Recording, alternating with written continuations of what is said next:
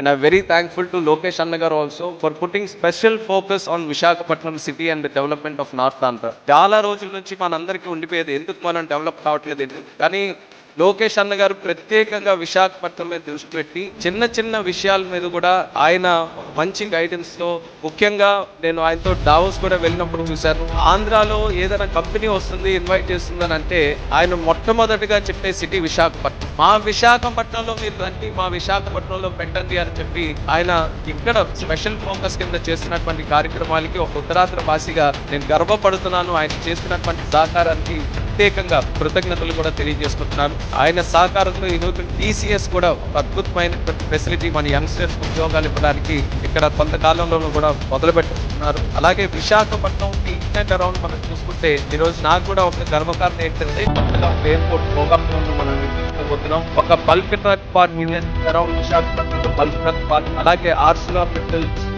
అలాగే మనకి hydrogen park, మనకి రైల్వే హెడ్ క్వార్టర్స్, ఒక జోనల్ హెడ్ క్వార్టర్స్, ఇలా ఎన్నో విషయాలు విశాఖపట్నాన్ని సెంటర్ గా చేసుకొని కేంద్ర రాష్ట్ర ప్రభుత్వాల తాలూకా సహకారంతో అలాగే చంద్రబాబు నాయుడు గారి తాలూకా విజనరీ అప్రోచ్ తో మనం డెవలప్ చేసుకోబోతున్నాం.